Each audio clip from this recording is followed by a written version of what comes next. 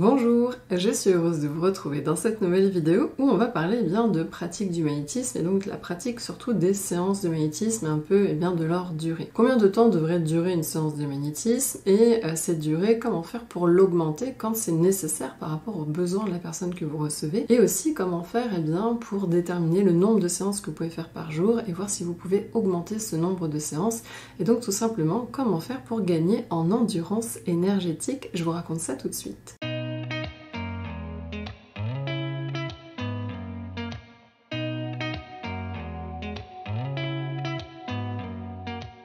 Alors je commence par vous souhaiter la bienvenue aux nouveaux et aux anciens qui continuent de me suivre et je vous en remercie. Si vous êtes nouveau, je me présente très brièvement, je m'appelle Lucie, je suis magnétiseuse près de Dijon, donc je reçois en séance individuelle à mon cabinet et je propose aussi des formations pour vous aider à développer et à savoir faire usage de vos capacités, notamment de magnétisme, de clairvoyance et aussi de médiumnité.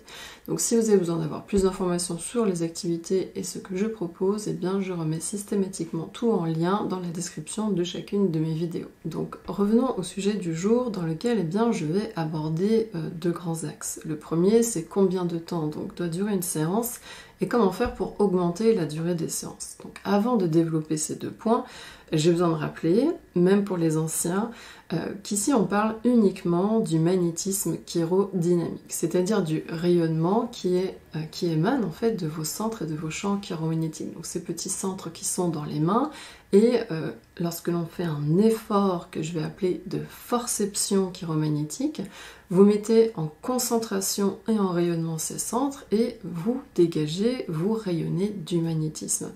Donc je le précise parce que forcément la durée d'une séance pour un magnétiseur chirodynamique va être complètement différente par rapport à un magnétiseur membranaire qui lui va dispenser son énergie vitale parce que l'énergie ne va pas avoir tout à fait les mêmes propriétés d'assimilation entre autres. Et il y a aussi le fait que le magnétiseur membranaire, c'est vraiment son énergie vitale qu'il donne. Donc à un moment donné, il y a quand même un effet de coupe-circuit pour protéger et préserver le praticien. Donc ici, on est vraiment sur le magnétisme chirodynamique et c'est encore différent, par exemple, si vous êtes 100% psycho-énergéticien. Puisque là, ce n'est pas votre magnétisme que vous faites agir, c'est le rayonnement de votre champ psycho-énergétique, de votre champ psychomagnétique ou de votre psyché pour faire simple, et du coup, de même, cette énergie n'a pas les mêmes propriétés, ne va pas agir de la même manière dans le corps et dans la psyché surtout de la personne. Donc ici, on est vraiment sur le magnétisme chirodynamique, donc c'est important de poser cette base. Donc la durée des séances, déjà, elle va être déterminée par le type de travail que l'on va avoir à faire.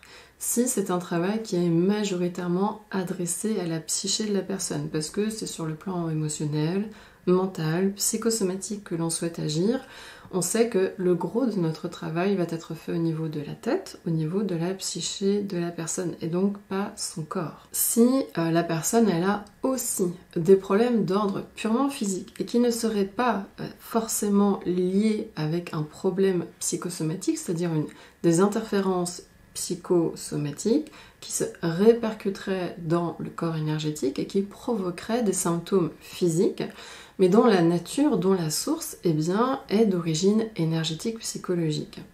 Lorsque donc la personne elle a également un problème qui est là purement physique, mécanique, on va faire aussi agir notre magnétisme sur la partie du corps physique qui est concernée, mais on sait que notre magnétisme il va s'adresser à la structure énergétique de la partie physique. Je donne un exemple concret.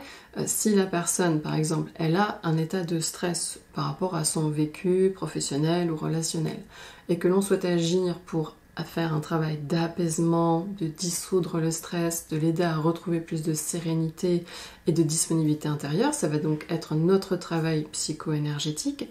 Et si en plus cette personne a des problèmes au niveau de ses tendons d'Achille et qu'elle a des tendinites, donc à ces endroits-là, et que à ces endroits-là, ce n'est pas lié à un stress émotionnel, à un trouble psychosomatique qui viendrait interférer avec la zone, et que c'est donc juste un problème vraiment purement mécanique, inflammatoire au niveau des tendons, on va aussi faire un travail à cet endroit-là, au niveau du talon, au niveau du pied, en sachant qu'on va s'adresser à la partie énergétique du corps à cet endroit-là.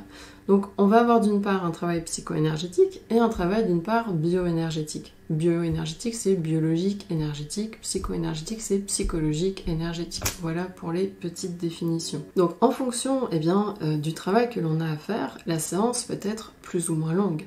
Sachant que le cerveau, la psyché, restera toujours le centre de commande, quoi qu'on en dise, hein, même si on a découvert que les intestins, ça pouvait être un deuxième cerveau.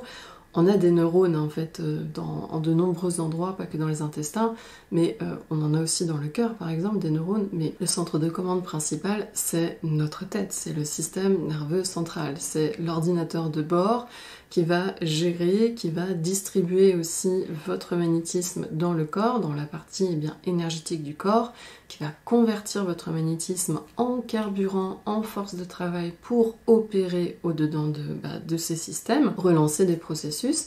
Donc on sait que de toute façon, notre travail sur la tête, il est primordial. Et c'est vrai que si on a uniquement une action qui est d'ordre psycho-énergétique, psychosomatique, on va travailler sur la tête et un peu aussi, pourquoi pas, au niveau du centre de la poitrine, et c'est tout. Donc ça veut dire que là, un travail peut durer 40-45 minutes. Et si vous avez aussi dans vos attributs, bon là je parle surtout quand on est magnétiseur, mais si dans votre, on va dire, dans votre panel de capacité énergétique, vous êtes aussi psycho-énergéticien, eh bien la séance pourrait être un peu plus courte encore, parce que quand on est psycho-énergéticien, on travaille beaucoup plus facilement sur les problèmes de nature psycho-énergétique. Donc, mais là, si je reste vraiment purement en termes d'action magnétique, 40-45 minutes pour une première séance, sachant qu'à un moment donné, le corps, il a besoin d'intégrer l'énergie transmise avec l'intention transmise dans cette énergie. Donc ça sert à rien de pousser la séance au-delà de 45 minutes. Et si cette personne, donc comme je disais tout à l'heure, elle a aussi un besoin qui est de nature biologique, énergétique, on va avoir besoin de travailler dans un second temps sur d'autres endroits dans son corps. Donc peut-être au niveau du système digestif, au niveau du dos, s'il y a des problèmes de lumbago, des problèmes de sciatique, des problèmes d'entorse, d'entordignite, ailleurs aux épaules, au coude, aux chevilles, etc. Donc forcément, en fonction de comment vous allez devoir décomposer votre travail psycho-énergétique et ou bioénergétique, votre séance elle est plus ou moins longue. Et quand je travaille sur des problèmes qui sont de nature bioénergétique, et uniquement bioénergétique, comme j'ai quand même besoin de passer par la tête et donc d'avoir quelque part de reprendre un protocole psycho-énergétique, là je ne vais pas y passer 45 minutes sur la tête, mais je vais au moins passer 25-30 minutes sur la tête et encore 25 à 30 minutes au niveau du corps, aux différents endroits où le corps a besoin d'un apport localisé supplémentaire en énergie de magnétisme. Donc forcément, quand il y a un besoin, un travail bioénergétique à faire sur une personne, les séances sont toujours plus longues et ça peut durer 60 minutes, voire même des fois 70 minutes. Ça m'est même arrivé, mais c'est très très très très rare d'aller pousser jusqu'à 80 minutes quand il y a vraiment énormément d'endroits et différents endroits où il y a des douleurs, il y a des interférences et il y a un manque d'énergie dans les organes, dans les articulations, etc. Mais majoritairement, la moyenne, quand j'ai un travail de nature bioénergétique et même psychoénergétique et bioénergétique, mes séances vont durer 60 minutes. Donc ça, c'est aussi à vous de voir, en fonction de la nature et du besoin de la personne, ce sur quoi vous allez travailler, ça va déjà déterminer la durée. Et il y a aussi ce que vous allez observer, parce que peut-être que pour vous, des séances plus courtes auront tout autant d'effets, et dans ces cas-là, c'est tant mieux, parce qu'il faut toujours penser à s'économiser. Ça ne sert à rien de dépenser plus d'énergie que nécessaire dans nos séances de magnétisme, mais il faut savoir justement, il faut apprendre à se connaître, d'où l'intérêt de s'entraîner, de pratiquer régulièrement. Donc par rapport à ces protocoles psycho-énergétiques, bioénergétiques, je ne vais pas rentrer dans les détails, évidemment ce sont des choses que l'on aborde en stage et sincèrement c'est pas en 15 minutes que je vais vous expliquer toutes les nuances et les impacts que peuvent avoir les différents protocoles, parce qu'il faut intégrer aussi par exemple si vous êtes à dominante magnétiseur ou si vous êtes à dominante psycho-énergéticien, parce que forcément, eh bien, selon l'endroit où réside votre plus grande force énergétique, votre méthodologie de travail va forcément différer. Et si la personne à qui vous faites la séance de magnétisme a un profil psycho-énergétique ou bioénergétique, ça va aussi impacter la manière dont vous travaillez. Et ça, j'avais déjà fait une vidéo sur les profils énergétiques, je vous invite à la regarder, je vous la remets ici. Et déjà, eh bien, en compilant les informations de cette vidéo et de cette autre vidéo, ça va vous donner eh bien, de quoi réfléchir sur eh bien, l'impact que ça va avoir si vous magnétisez un profil psycho-énergétique ou un profil bioénergétique. Donc maintenant, passons au fait de, eh bien, bon, on sait combien de temps à peu près doit durer une séance, entre 45 minutes et 60 minutes, mais je répète, ce sont eh bien, mes chiffres, et forcément pour vous, peut-être que ce sera un peu moins, peut-être que ce sera dans la même fourchette que moi, voire un petit peu plus. Donc maintenant, c'est eh bien, comment faire pour tenir aussi longtemps, pour avoir de l'endurance, non seulement au sein d'une même séance, mais aussi quand après on enchaîne les séances. Et ça, tout dépend eh bien, de votre souhait, de votre type de pratique, si c'est en loisir, en amateur, ou si vous avez bien l'objectif de professionnalisation en ce sens-là. C'est vraiment une question importante, hein, surtout si vous voulez en faire votre métier. Si vous vous rendez compte que vous n'avez qu'une très faible endurance, c'est quelque chose qu'il va falloir forcément travailler. Donc dans l'endurance énergétique, on a deux choses eh bien, sur lesquelles on a besoin eh bien, d'être endurant. C'est notre effort de concentration psychique énergétique, et notre effort de forception, c'est-à-dire savoir mettre en effort de rayonnement nos centres et nos champs chiromagnétiques en permanence. Parce que je le rappelle, magnétiser quelqu'un, ça veut dire donc rayonner, mettre en rayonnement eh bien, continuellement, régulièrement, constamment, de manière homogène, eh bien, nos centres et nos champs chiromagnétiques. Donc on est dans un effort constant. Après cet effort, il n'a pas besoin d'être dans une intensité haute tout le long. Ça, l'intensité, c'est eh bien, un deuxième élément. Nous ici, on sait que c'est bien de pouvoir rester concentré et de pouvoir rester dans cette dynamique, dans cet effort de forception. Donc on a l'aspect durée dans le temps, mais avec une intensité entre guillemets faible à modérée. Et au sein de cet effort faible à modéré, vous pouvez avoir de temps en temps eh bien, des pics d'intensité où vous allez maximiser au plus haut de vos capacités du moment eh bien, votre effort de concentration et votre effort de forception. Donc, comment faire justement pour gagner et dans la durée et dans l'intensité ou alors avec simplement des pics d'intensité?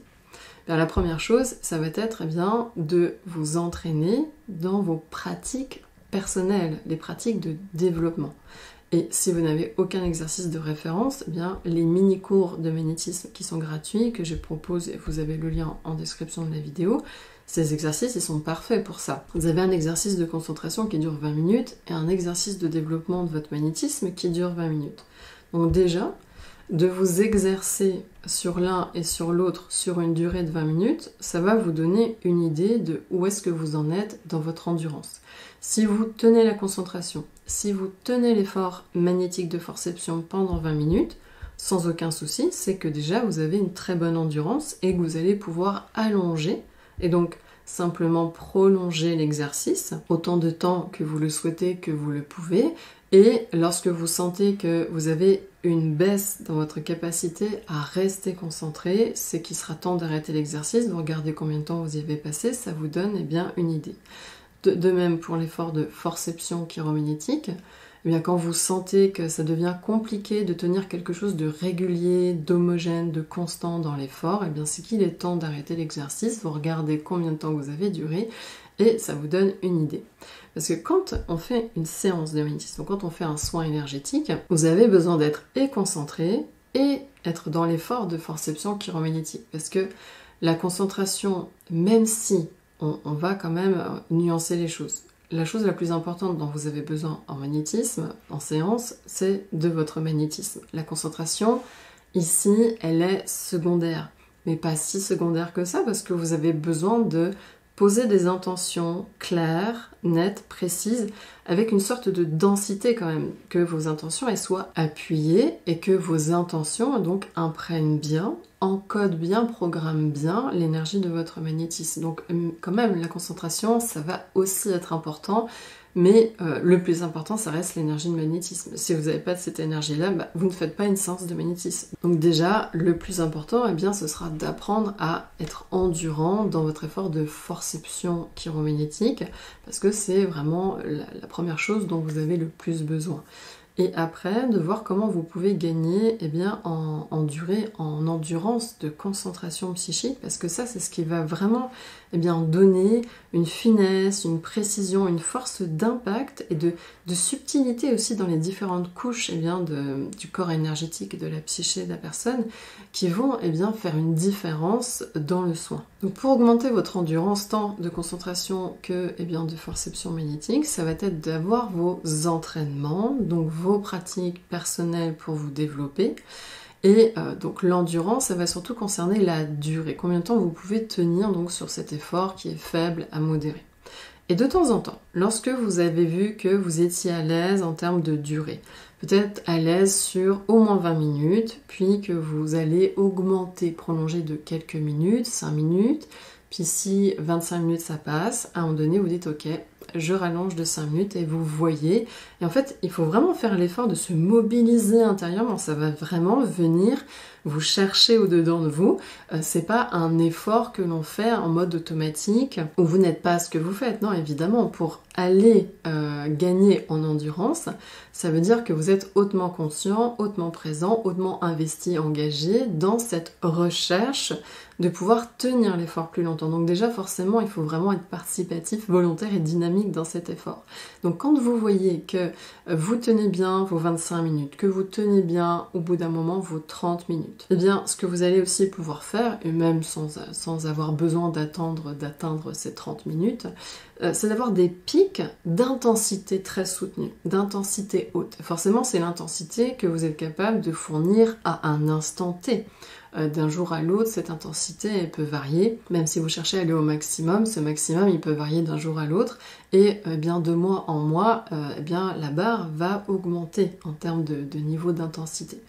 Donc admettons que ce soit de la concentration ou de la forception chiromagnétique, donc avec l'exercice du coussin quand vous avez donc dans les mini-cours, il va falloir à un moment donné chercher à donner la plus haute intensité, la plus grande puissance, soit de concentration, donc ça va vous demander d'être hautement, on va dire, investi au centre de votre tête, parce que la concentration énergétique, c'est d'augmenter l'intensité de lumière, de feu, de chaleur, de vibration, de bouillonnement du soleil de votre esprit. Je vous laisse découvrir les mini-cours si vous ne les connaissez pas, et de voir comment vous pouvez vous rehausser intérieurement, intensément. Et donc ça va vous demander d'investir et de faire ressortir, de dépoussiérer votre volonté, votre détermination et cet effort qui se déploie dans une dynamique de sérieux intense. Donc vraiment, ça va vous permettre de vous mobiliser à 100%. Et forcément, c'est pas un effort qui est tenable dans la durée, mais vous allez chercher à avoir des pics. Peut-être un pic d'1 minute, de 2 minutes, de 3 minutes. Et des fois, au-delà de 3 minutes, on sent qu'on commence à se relâcher. Donc dans ces cas-là, on retourne dans un effort faible à modéré, qu'on va garder de nouveau un certain temps. On reste donc sur un palier tranquille, tout en restant soit concentré, soit en forception. Et ensuite, on va se remobiliser intensément. À nouveau, on essaye de tenir 1 minute. Si on voit qu'on tient 1 minute à fond, sans interruption de concentration, on continue, etc. Donc là, ce que je viens de dire pour la concentration, c'est tout à fait valable pour la forception. Sauf que l'effort, il se situe au niveau des mains et c'est un peu comme si vous faisiez un sprint quelque part. En gros, l'endurance, la durée, c'est quand vous faites votre petit footing en trottinant et l'effort maximal, c'est vous êtes en train de vous faire un sprint et vous ne vous ménagez pas, vous y allez à fond. Donc forcément, être à fond en termes d'effort de forception, vous pouvez pas le tenir trop longtemps parce que en plus, ça vient engager un effort physique plus important et donc ça peut générer des crispations, des tensions. Donc alors, il faut faire attention à votre véhicule corporel. Donc ménagez-vous. Je ne suis pas en train de vous dire de vous faire un claquage ni dans les mains et encore moins au niveau du cerveau.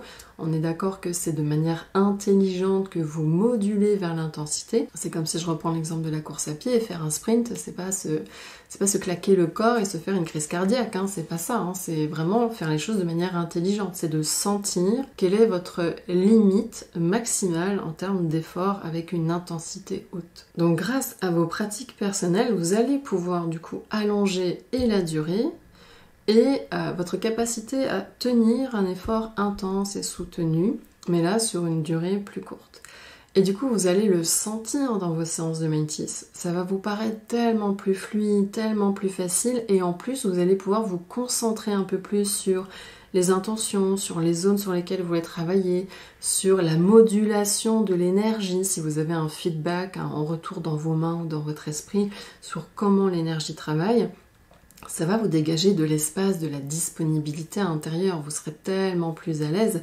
Et ça va vous permettre aussi de pouvoir répondre un peu mieux aux besoins de la psyché et du corps de la personne, parce que des fois, ce qui se passe, c'est quand il y a par exemple un organe qui a une vitalité faible sur le plan énergétique, on peut des fois sentir un appel. Il y a un appel qui crée un effet des fois de succion, d'aspiration, même ça peut nous lancer très fort dans la main, et où les mains peuvent se mettre à chauffer énormément. Dans ces cas-là, ça veut dire que il faut mettre le paquet, il faut mettre la dose. Le corps réclame sa dose d'énergie et on va faire de notre mieux pour la lui donner. Et c'est dans ces moments-là où vous allez, pendant plusieurs minutes, tenir l'effort maximal que vous pouvez fournir sur cet instant au niveau de votre forception et d'appuyer ça aussi avec un effort de concentration accru.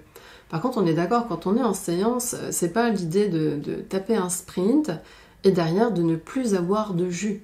Ah oui, parce qu'il va falloir retourner sur un palier d'effort plus modéré, mais qu'on va pouvoir tenir encore 10 minutes, 15 minutes, 20 minutes, selon où est-ce que vous en êtes rendu dans votre séance. Et si vous êtes dans le cas où vous faites plusieurs séances à la suite, c'est de vous dire, ok, il faut que je sois capable de tenir, là j'ai fait par exemple 1 heure de soins, j'ai encore 2 autres personnes derrière, donc ça veut dire potentiellement, en fonction des problématiques, d'être capable de durer encore 2 fois 60 minutes.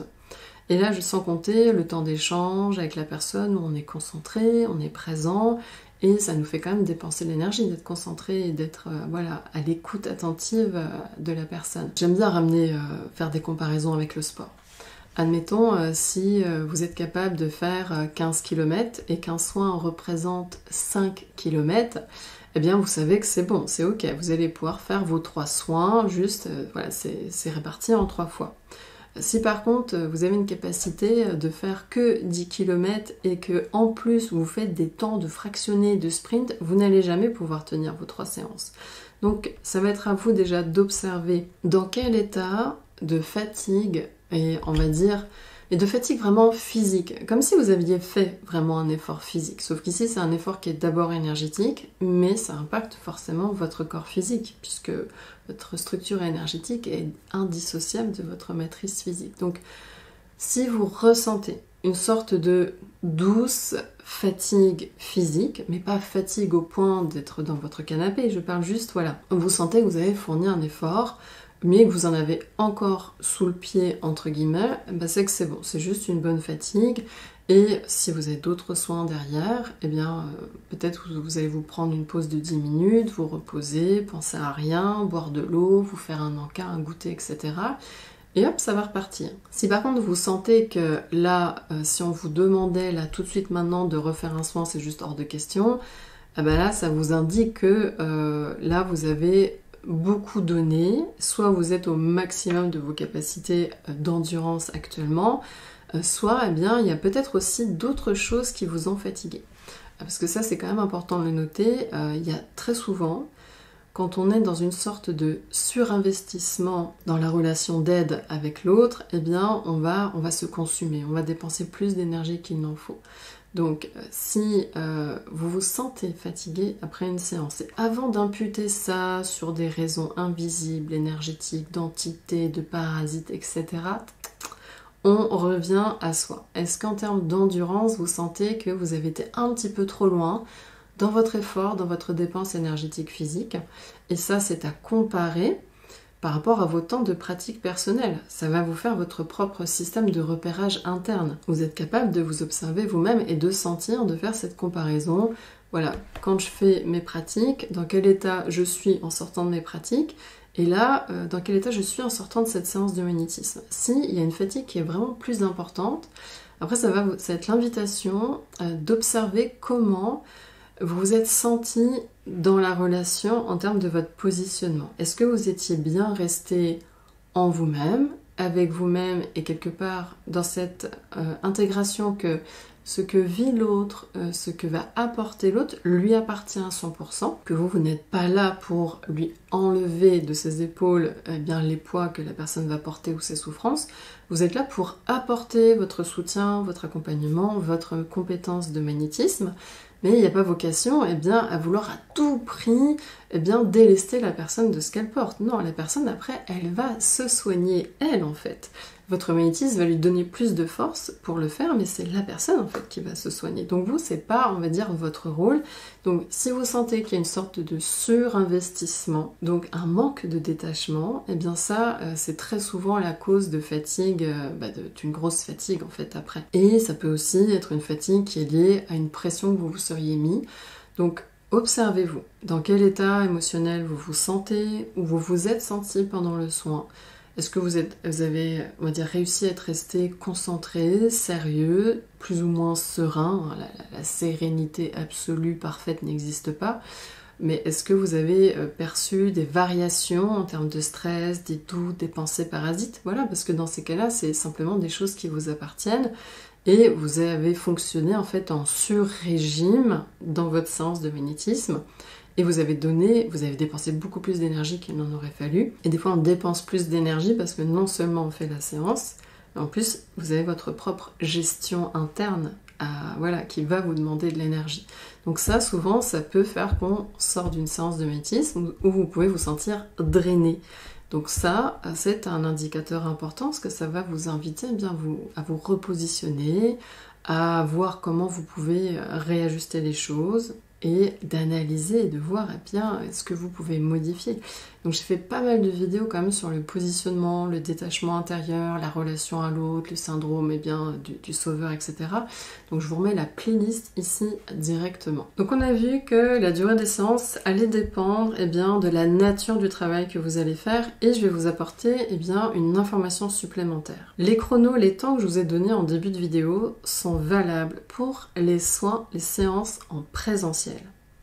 Parce qu'en distanciel, c'est différent. En distanciel, ce qui va recevoir l'énergie de votre magnétisme, pour faire simple, c'est la psyché du magnétisé. Et donc, que vous fassiez un travail pour résoudre des problèmes d'ordre psycho-énergétique ou bioénergétique, comme tout s'adresse à la psyché de la personne, cela revient à faire un travail psycho-énergétique. Ça veut dire que, à distance, en 45 minutes, on a largement eu le temps de tout faire. C'est vraiment comme si vous pouviez tout traiter en même temps, d'une certaine manière. Et en fait, après, c'est la psyché, le cerveau de la personne qui va redistribuer l'énergie, selon les différentes intentions, les différents besoins de l'organisme de la personne. Donc en fait, les séances à distance, elles sont plus rapides, même si on a des problèmes d'ordre bioénergétique à régler. Et par rapport à ces soins à distance, je vous disais aussi en début de vidéo que le plus important, c'était votre effort de magnétisme, de rayonnement magnétique. Mais dans les séances à distance, comme il y a une grosse connexion de votre psyché à la psyché de l'autre, là, vous ne pourrez pas compromiser sur votre effort de concentration. Donc autant en séance en présentiel, si vous avez besoin de faire un compromis entre effort de concentration et effort de magnétisation, vous pourrez diminuer votre effort de concentration. Votre effort de forception, de rayonnement magnétique sera le plus important en présentiel. Et je dis pas qu'en distanciel, il va falloir le minimiser. En fait, non. C'est simplement qu'il faudra garder le même effort de forception des rayonnements magnétiques en distanciel, mais il faudra aussi appuyer un effort de concentration et de garder cet effort de concentration aussi longtemps que possible. Parce que votre psyché, votre effort de concentration va tenir en quelque sorte la psyché du receveur et lui permettre de boire, d'assimiler et de bien répercuter tout le travail que vous souhaitez générer au-dedans de la personne. Sa psyché, elle a besoin d'être présente, tenue, dynamique. C'est aussi pour ça que je dis toujours que faut que la personne ne dorme pas. Après, si elle s'endort par mégarde, c'est pas grave, mais ne programmez pas de soins à une heure où la personne, vous savez qu'elle va dormir et qu'elle vous a dit qu'elle allait dormir. C'est pour ça qu'en fait, comme on a besoin que la psyché du receveur soit dynamique, participative, on convient toujours d'une horaire de séance où on sait que la personne, elle est éveillée, au départ en tout cas. Voilà. Si après elle s'endort, la connexion est établie et la psyché, le subconscient du receveur s'occupera de répercuter l'énergie du soin au moment le plus opportun, soit à l'instant T, soit pendant son sommeil ou à un moment où la personne elle est tranquille. Mais voilà, de base de départ, vous avez besoin de votre perception magnétique, d'être très concentré dans le travail à distance, ça tient la psyché de l'autre et l'autre est disponible et en capacité donc de recevoir. Et là, vous maximisez le travail de l'énergie. J'ai terminé pour cette vidéo. Si vous êtes toujours avec moi, je vous remercie de mettre un pouce levé, de la partager si vous connaissez des personnes qui s'intéressent aux pratiques du magnétisme. Et si vous n'êtes pas encore abonné à la chaîne, je vous invite à cliquer sur le bouton s'abonner. C'est gratuit, ça soutient mon travail. Je vous en remercie vraiment beaucoup. Et pensez aussi à activer la cloche des notifications pour ne louper aucune prochaine vidéo. En parlant de prochaine vidéo, la prochaine est normalement sur la thématique de comment se faire connaître en tant que magnétiseur, puisque c'est la suite de la longue vidéo sur comment je me suis installée en micro-entreprise pour être magnétiseur à mon compte. Donc si vous ne l'avez pas vue, vous pouvez aller la regarder, elle est vraiment super intéressante. Et en attendant la prochaine, je vous souhaite une bonne pratique, de bonnes séances et de bien gagner en endurance et en intensité de pratique. À très bientôt.